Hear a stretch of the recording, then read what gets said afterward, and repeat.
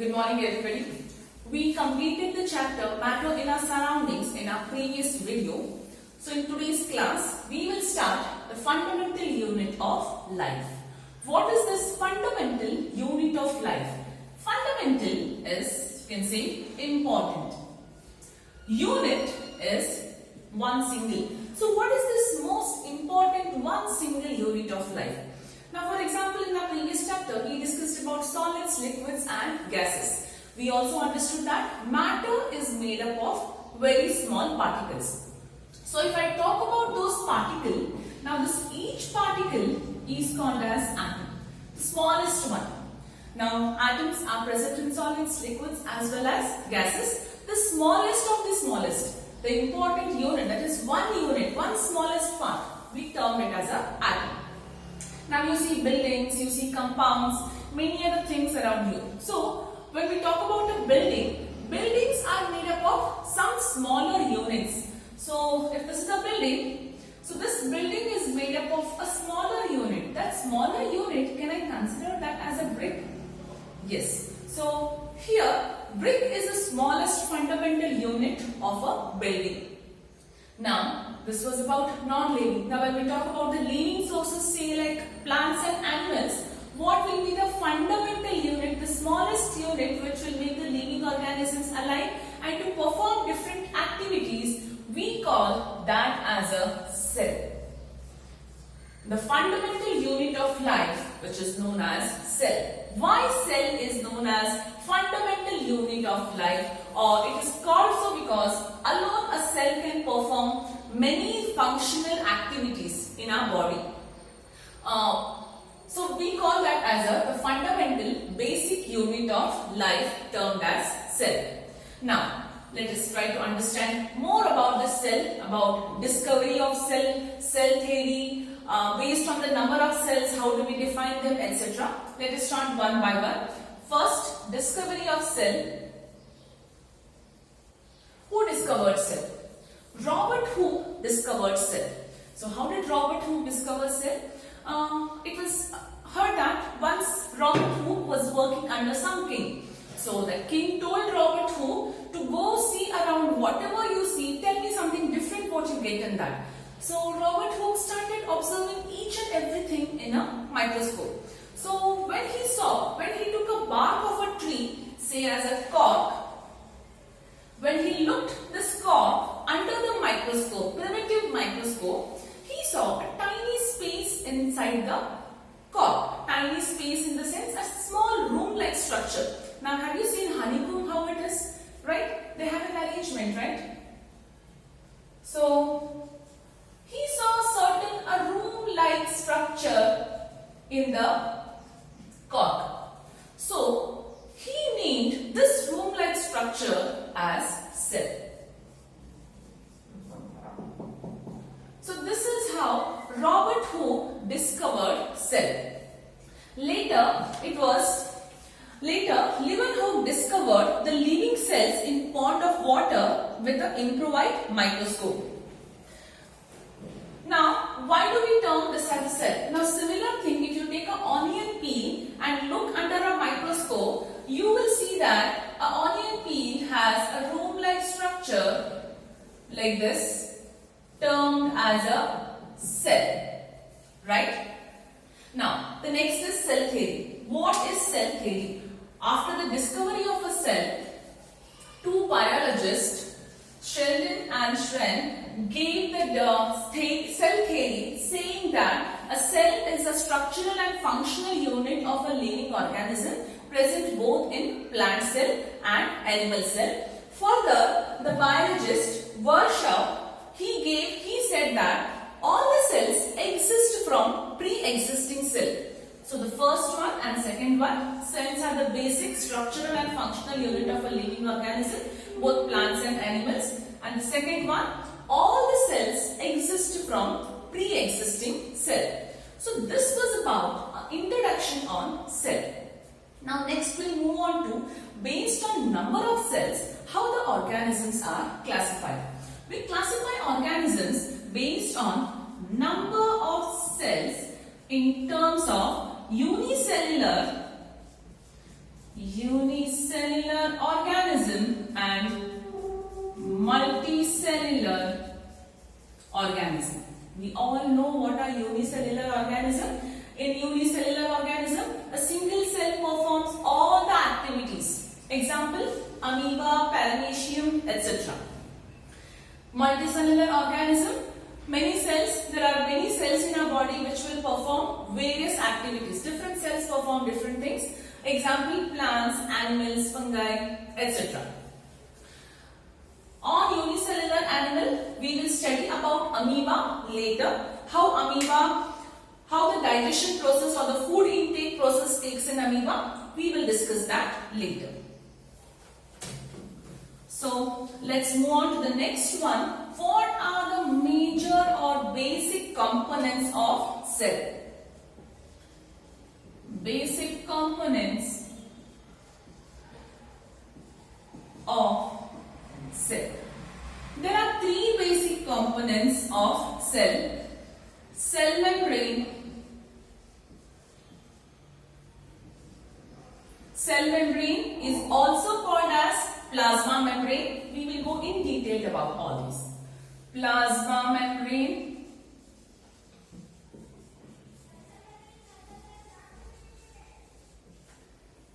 nucleus, and the third one, cytoplasm. Okay. These are the three basic components of a cell. Suppose if I consider this is the cell, right? This is the nucleus of the cell, the most major components of the cell. You can say it's like a head of a family, how we say. So this is nucleus. So you can see this outer layering, right? This outer layer is called as cell membrane, or we also call that as a plasma membrane. Now why do we call this as a membrane? What do you mean by membrane? Something which is covering, that is known as a membrane. Why do we call this as a plasma membrane? Plasma membrane means it is something called as semi-permeable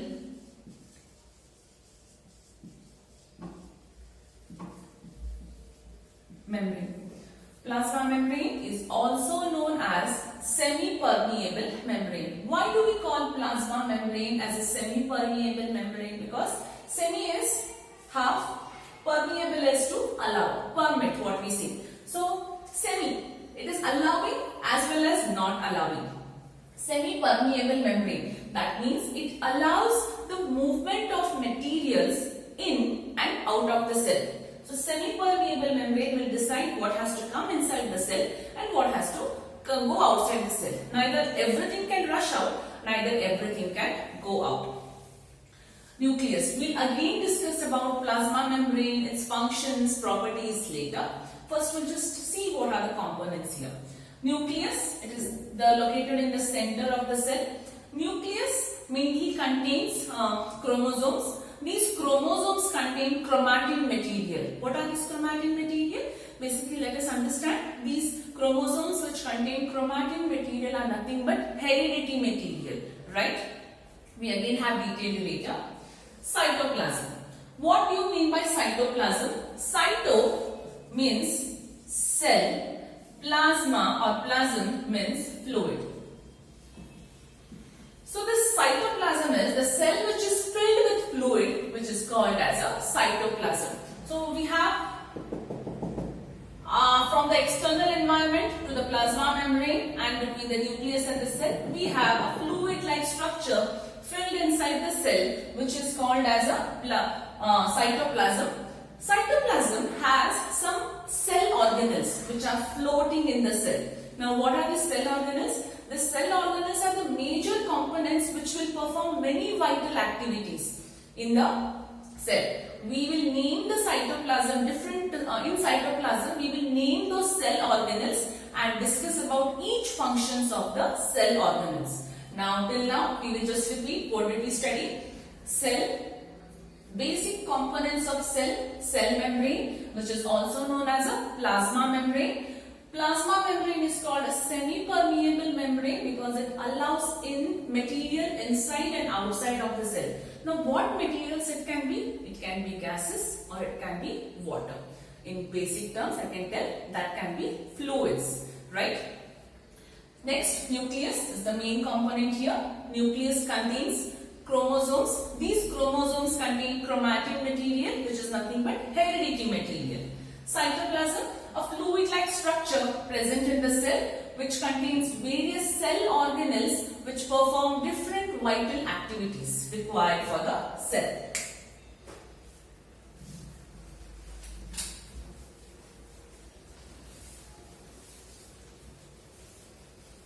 Now, based on the number of cells, we decided that organism can be classified in terms of unicellular and multicellular, number of cells. Now, based on the type of nucleus present in the cell, we again categorize the organism in terms of prokaryotic and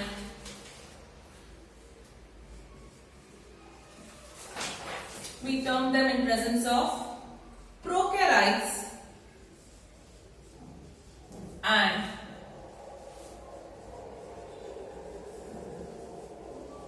eukaryotes.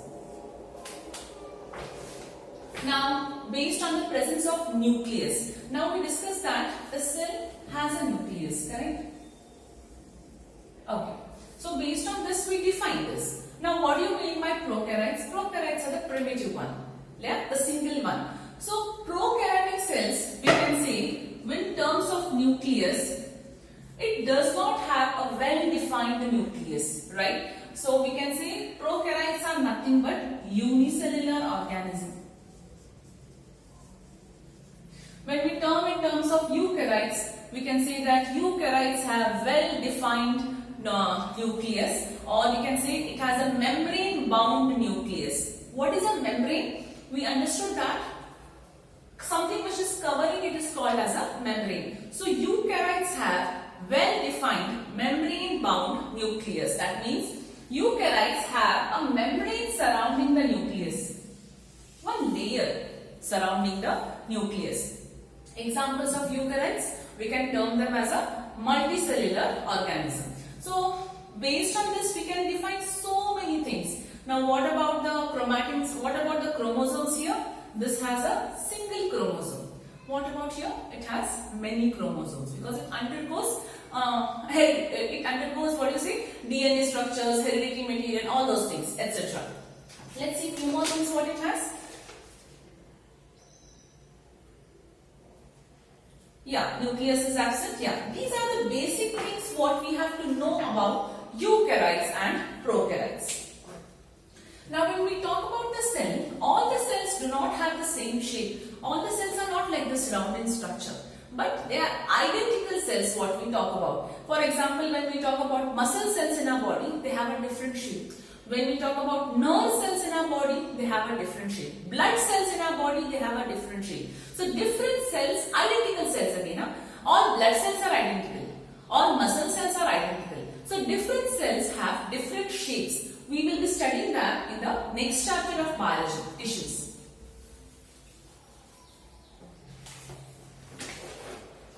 Yeah, before we move on to the next one, we said that plasma membrane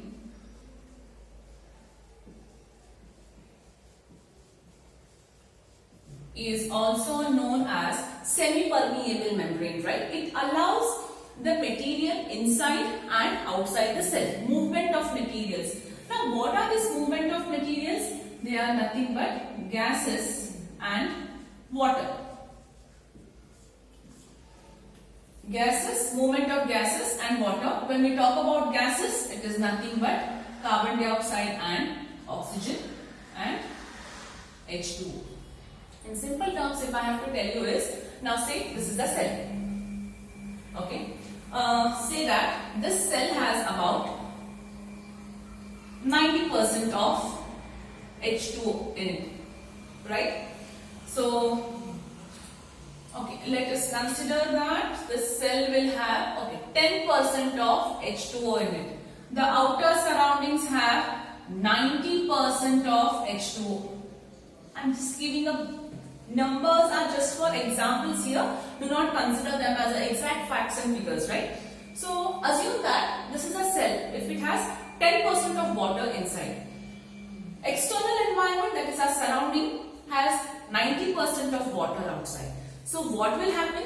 Water from this outer medium will travel inside the cell, right? Let us assume in the other case. I'll take one more example of gases now. This is a cell. Assuming that this has 80% of carbon dioxide. Similarly, outer atmosphere has oxygen. So there is more of oxygen here. But here, when we talk about exchange of water, in and out, it will be water only. But when we talk about exchange of gases, it is exchange of gases between carbon dioxide and water. So if I have carbon dioxide rich in the cell, what will happen? Carbon dioxide will move to the outer surroundings. Once carbon dioxide is moving out of the cell, what comes inside? Oxygen comes inside. In basic terms, if you have to actually understand here is, we take in oxygen, we give out carbon dioxide, right? It's not that very simple. So when we take in oxygen, that oxygen reaches our lungs. From our lungs, it moves to blood. From our blood, it moves to cell. So what exactly is happening there? There, exchange of gases is taking place. So when we take this oxygen inside, from our lungs, it will go to the blood, right? Now from our blood, it will go to the cell. Now, how does carbon dioxide come out? Since oxygen is going inside, what has to come out of the cell? Carbon dioxide has to come out of the cell. That carbon dioxide to blood and to lungs, and we exhale out, right? So this is a process. You study this in your 10th standard. Just basically to make you understand, when something is entering the cell, it has almost to go out. So carbon dioxide is rich in the cell. So now what happens to carbon dioxide? Carbon dioxide goes out of the cell. What comes inside? Oxygen comes inside the cell, right? We define this process. For example, now when we talk about exchange of gases, we call that process as diffusion. When we talk about exchange of water, we call that process as osmosis. So how do we define diffusion? The movement of materials inside the cell or the movement of gases inside the cell from a medium of higher concentration to lower concentration is called as diffusion, right? I define once again. The movement of gases inside the cell from the medium of higher concentration to a lower concentration is known as diffusion. How do we define osmosis now? The movement of water inside the cell from the medium of higher concentration to lower concentration, we call that as a osmosis. Always the movement is done on basis of higher concentration to lower concentration. Are these two things very clear? Let's move on to the next one. Let us understand each the three basic components of the cell, what we have written in details. I just forgot. Before that, based on osmosis and diffusion, there are few more terms we have to understand. Let us understand that. Now to understand this term, let us imagine that we have a cell and I have dipped that cell in water. Now assuming cell will be a bit difficult, assuming that how the cell is, how do I dip that in water, right? So let's take day-to-day life example. You all have raisins at home. Dried grapes, what we call them as, yes, raisins. So I want you all to do this at home, check it out and we can discuss this later. So what you do is now here, take some dry raisins. How are the dry raisins? They are shrinked, right? Okay. So the first step is when you take these dry raisins, put them in some water, in a small bowl of water, right? Once you put them in a small bowl of water, allow it to settle down for some time. What do you observe after some time? The grapes swell up, right? First it was a dried raisin. Second thing, I put them in water. Once I put them in water, they Swell. They swell in the sense what has happened? It has absorbed the water. Okay. Third condition what I will give you here is, take out those swell water absorbent raisins from the bowl. Some water will be still there. Take another fresh water. Again dip them in water. Okay. Allow it to settle down for some time. Do you see any changes? No. There will be no change. The swelled raisins will not swell up again. Okay. So how much of water the cell had to absorb?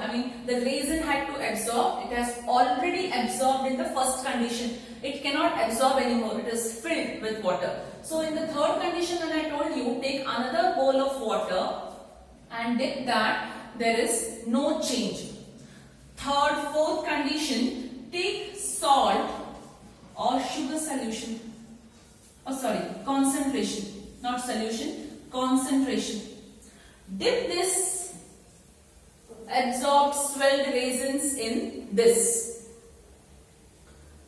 What do you observe? Yes, I want you all to perform this activity. Only then it is understood. Okay. So, when we dip this absorbed swelled raisins in salt or sugar concentration, not solution, concentrated one, you know what change we observe?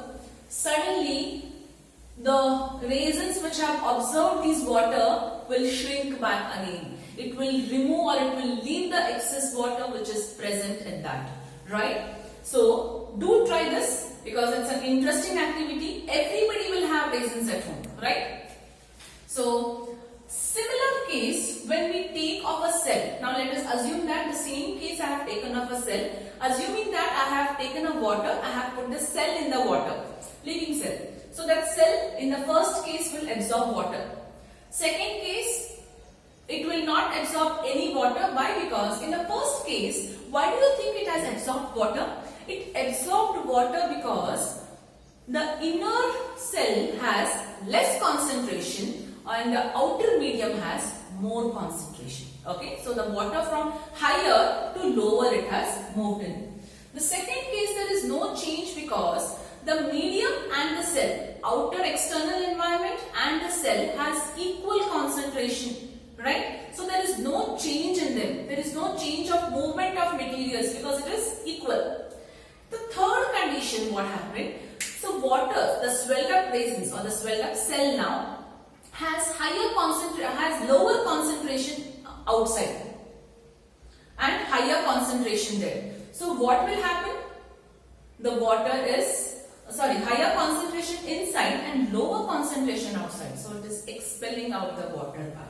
So the raisins are again shrink. The cell is again shrink. Now based on this, we will define them in three different types of solution. The first one is known as hypotonic solution.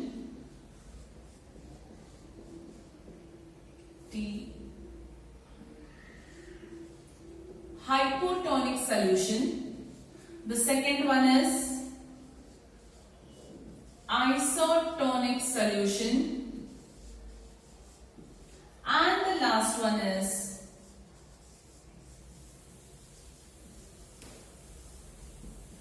hypertonic solution. So what do we see here? That under hypotonic solution, the medium surrounding the cell has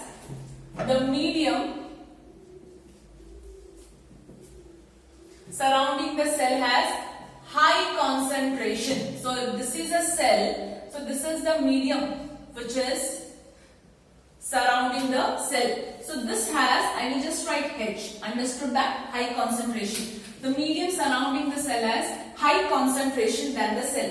So the cell has low concentration. So it moves from higher concentration to lower concentration. Isotonic solution, where the medium and the cell have equal. I will just write here equal. They have equal concentration. So there is no change. The last one, hypertonic. Now the medium surrounding the cell has low concentration and the cell has high concentration. So it expels out, right? So this is what, so we define that as the medium surrounding the cell has higher concentration than the lower concentration of the cell. Such a solution is called as a hypotonic solution. The medium surrounding the cell and inside the cell has same concentration. Such a solution is called as isotonic solution. And the last one, the medium surrounding the cell has low concentration than higher concentration inside the cell. So it expels out. I mean the water is again gone out. So this is called as hypertonic solution. A very important question for 3 marks what you have to write. You need not give an example of resin here. Resin is just an activity for you to understand. You need to address that as a cell only. So this was about diffusion and osmosis. Based on diffusion and osmosis, how is the water level or water or the gaseous exchange happening inside the cell. So in today's class, we study what is cell, what are the basic components of the cell theory. Based on number of cells, how do we define or how do we classify organisms, that is unicellular, multicellular, and the basic components of cell. Briefly we understood that what is plasma membrane or cell membrane, then nucleus and cytoplasm. What plasma membrane is actually known as semi-permeable membrane. Under that we studied the movement of materials in and out of the cell. So with the terms known as diffusion, osmosis. In terms of diffusion and osmosis, how do we rate the cell in terms of the solution? Hypotonic, isotonic and hypertonic. Now the next main thing, and based on the nucleus, how the organisms are defined, that is prokaryotes and eukaryotes. Then in our next class, we will be studying in detail about what are the functions and properties of cell wall, cell membrane, plasma membrane, nucleus and cytoplasm. As well, we see few things, how unicellular organism actually engulfs the food, what is the process known as. Yes. So any doubt in today's class, please call on the same day of the video sent. Thank you.